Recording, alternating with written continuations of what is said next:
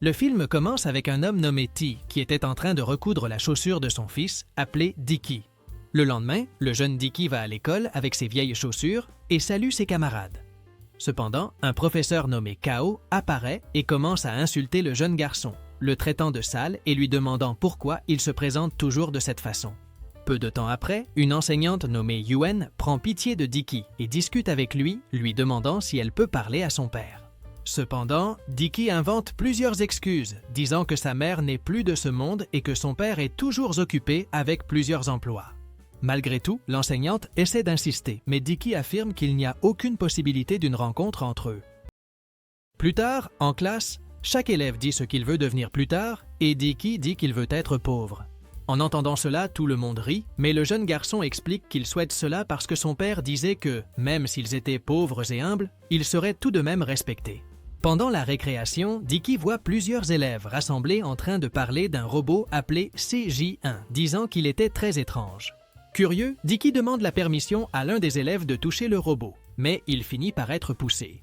Peu après, le groupe de brutes insulte d'autres jeunes, y compris une fille qui était simplement en train de manger.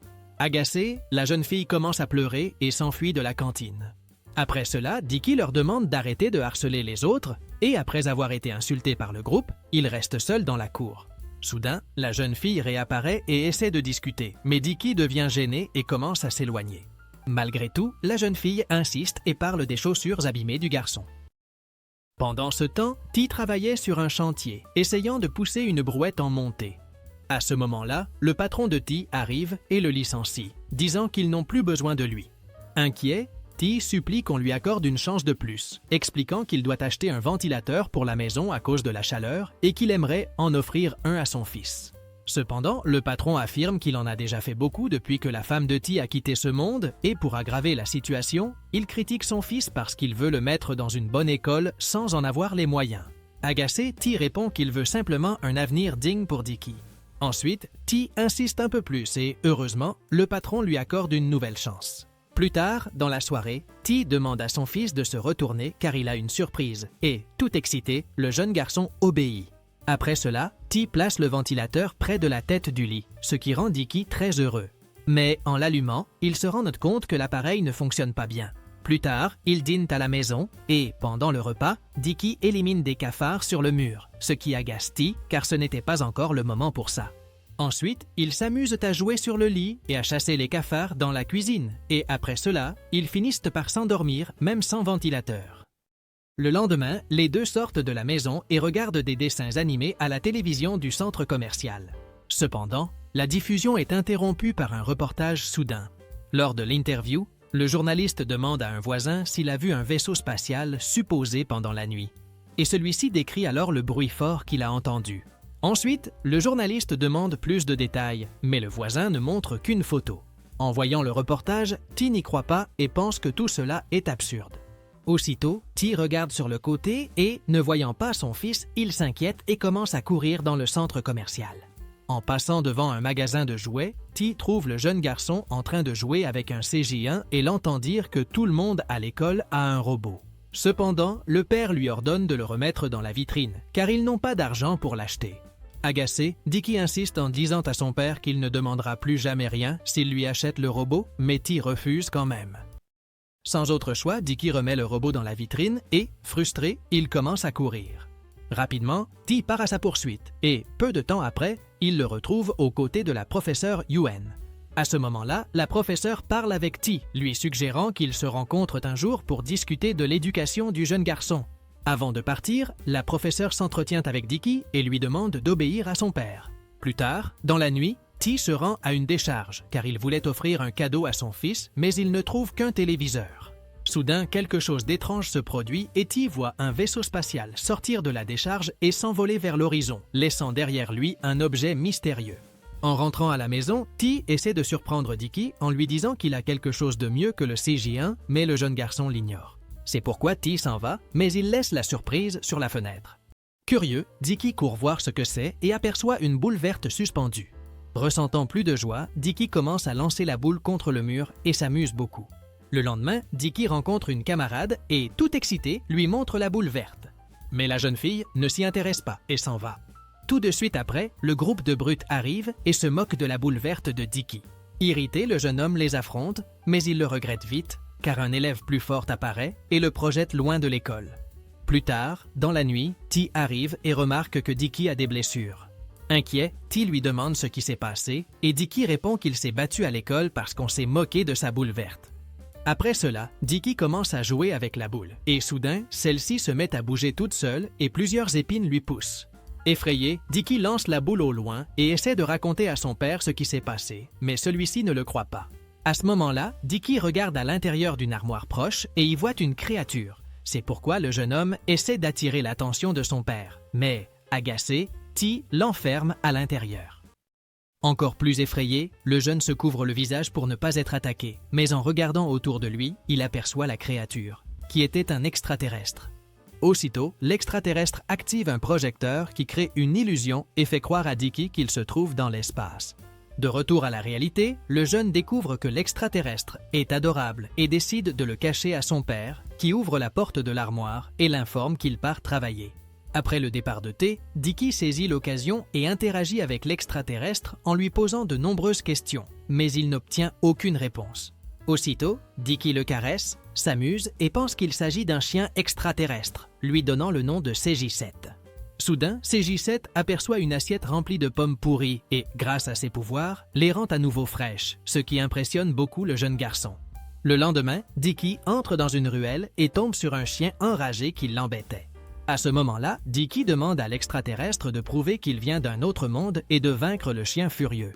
Sans hésiter, l'extraterrestre bat le chien grâce à ses capacités, laissant Dicky stupéfait. Un jour, Dicky se cache avec CJ7 dans les toilettes de l'école et lui demande de l'aider à obtenir la meilleure note à l'examen. L'extraterrestre accepte et, avec enthousiasme, fabrique des lunettes pour le jeune garçon. Grâce à l'aide des lunettes, Dicky libère de petits robots qui, à l'aide de leurs caméras, lui permettent de voir les copies de ses camarades. En voyant les petits robots, l'un des brutes essaie de les attraper, mais, sans le vouloir, il frappe le professeur en plein visage. Finalement, le professeur annonce que, pour la première fois, Dicky a obtenu la meilleure note à l'examen, ce qui laisse le jeune garçon stupéfait. Un peu méfiant, le professeur demande à voir les lunettes, et pour éviter qu'il ne découvre la vérité, Dicky les jette au loin. C'est pourquoi l'objet explose dans une petite gerbe de fumée, laissant tout le monde stupéfait, surtout le professeur, qui finit par être frappé. Dans les toilettes de l'école, Dicky s'inquiète pour le prochain examen, qui sera d'éducation physique, et il demande de l'aide au chien extraterrestre. Grâce à son intelligence avancée, l'extraterrestre analyse la situation et en quelques secondes construit une botte spéciale dotée d'une structure élastique. Pendant ce temps, dans la cour, le professeur rassemble les élèves pour l'exercice du jour, qui consiste à sauter par-dessus la barre d'athlétisme. Avant de commencer, il mentionne son propre record, précisant bien qu'il sera difficile à battre. Soudain, Dicky arrive et, d'un saut impressionnant, dépasse facilement la marque du professeur. Surpris, le professeur exige que le jeune homme refasse le saut et, après que Dicky se soit positionné, il saute à nouveau, cette fois encore plus haut. Plus tard, Dicky arrive au gymnase de l'école, où il court si vite sur un tapis roulant que l'appareil finit par se casser. En natation, Dicky étonne tout le monde une fois de plus et, avec l'aide d'hélices fixées à ses chaussures, il parvient à nager très rapidement. Après cela, le jeune homme participe à un match de football et parvient à marquer un but de manière impressionnante. Soudain, le professeur apparaît et, agacé par les chaussures du jeune homme, le défie en duel. Cependant, le jeune homme était extrêmement agile et fort, et il le bat facilement. À ce moment-là, la professeure Yuen arrive et demande au jeune homme de se calmer, mais Dicky refuse. D'un mouvement rapide, Dicky s'envole loin de l'école avec ses chaussures pendant que plusieurs policiers apparaissent pour l'arrêter. Ensuite, Dicky se dirige vers les nuages et aperçoit CJ7 sur l'un d'eux. Soudain, les chaussures du jeune homme commencent à mal fonctionner et il tombe rapidement vers le sol. Cependant, Dicky se réveille chez lui et se rend vite compte que tout cela n'était qu'un rêve. Au début, Dicky est déçu, mais il se rend vite compte que le chien extraterrestre existe vraiment. Excité à l'idée de revivre ce qu'il a rêvé, Dicky retourne dans la ruelle où se trouvait le chien enragé et demande à l'extraterrestre de le vaincre. Sans hésiter, l'extraterrestre essaie de le vaincre, mais il n'y parvient pas et se fait projeter au loin. Curieux, Dicky va aux toilettes de l'école et demande de l'aide à l'extraterrestre pour obtenir la meilleure note à l'examen. À ce moment-là, Dicky s'attendait à ce que l'extraterrestre lui donne les lunettes, mais il ne lui donne qu'une chose dégoûtante, sans aucun signe de la technologie que le jeune espérait. Malgré tout, Dicky se rend en classe en essayant de trouver une utilité à ce que l'extraterrestre lui a donné, tout en tentant de découvrir les résultats de l'examen de ses camarades, mais il n'y parvient pas. Bientôt, le professeur annonce la fin du temps imparti et commence à ramasser les copies, laissant Dicky contrarié contre l'extraterrestre. À ce moment-là, l'un de ses camarades demande à Dicky ce qu'il tient dans la main et, au cours d'une dispute, le jeune garçon finit par se salir. Dans les toilettes, Dicky se met encore plus en colère et essaie de pousser CJ7 dans la cuvette. Pour se défendre, l'extraterrestre le salit à son tour et le fait s'évanouir. Plus tard, Dicky est emmené dehors et on le lave au tuyau d'arrosage pendant que les élèves l'insultent. Après cela, Dicky parcourt l'école à la recherche de CJ7 et le trouve près d'un arbre. Faisant semblant d'être désolé pour ce qu'il a fait à l'extraterrestre, Dicky lui demande de s'approcher, promettant de ne pas lui faire de mal. Peu à peu, CJ7 le croit, mais en s'approchant, Dicky l'attrape avec un sac et le jette à la poubelle. Ensuite, Dicky s'en va, mais en chemin, il se rend compte que toute la faute lui revient, car il pensait que l'extraterrestre exaucerait tous ses souhaits, comme dans son rêve. Véritablement repentant, Dicky court en arrière pour le sauver, mais il arrive trop tard, car il se rend compte qu'un camion poubelle l'a emporté. Plus tard, dans la nuit, Dicky rentre à la maison et commence à pleurer parce que l'extraterrestre lui manque. En le voyant triste, T le réconforte et l'emmène à l'intérieur où il révèle que CEJ7 était là. En voyant l'extraterrestre tout près, Dicky retrouve le sourire et le serre dans ses bras. Curieux, T examine CEJ7 et pense qu'il s'agit d'une technologie avancée sans se rendre compte qu'il s'agit en réalité d'un extraterrestre.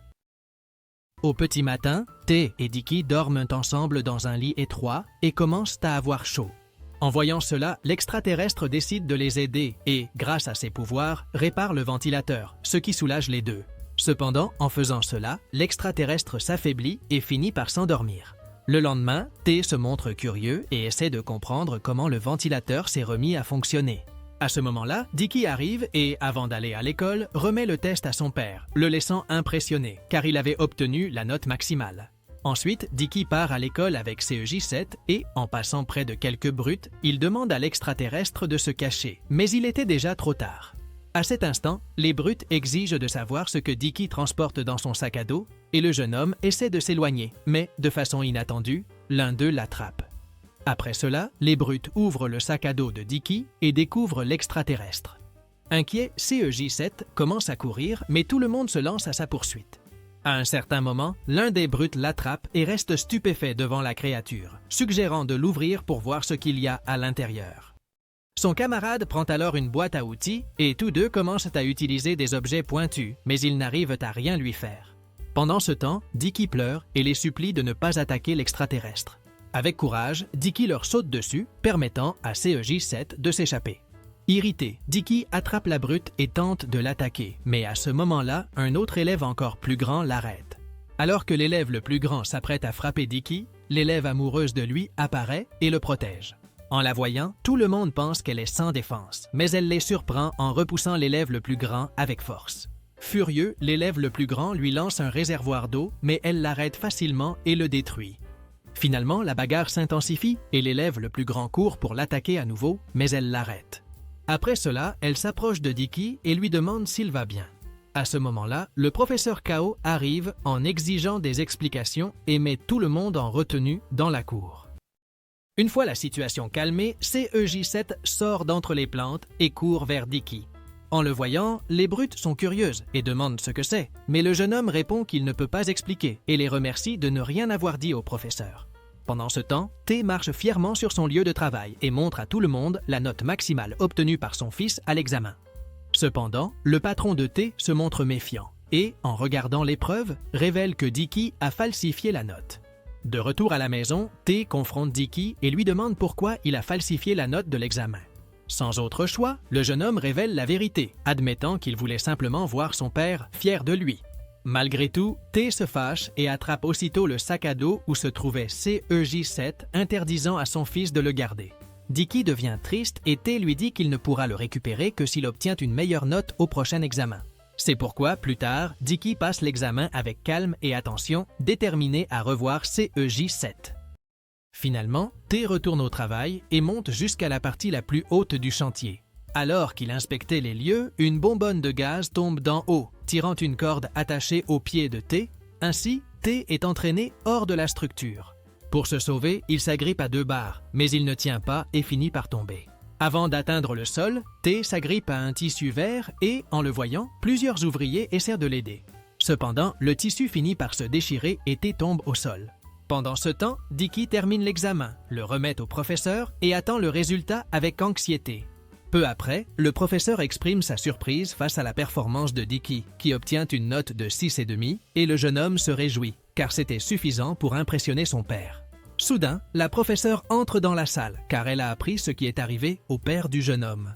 Plus tard, la professeure raccompagne Dicky chez lui et lui explique que son père a quitté ce monde.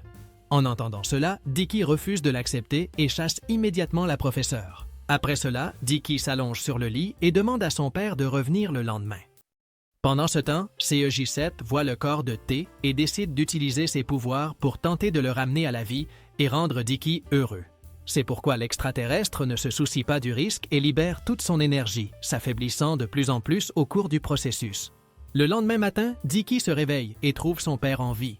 Il court l'embrasser et lui promet de ne plus jamais être un mauvais fils. Ensuite, tous deux voient CEJ7 et remarquent qu'il est très fatigué.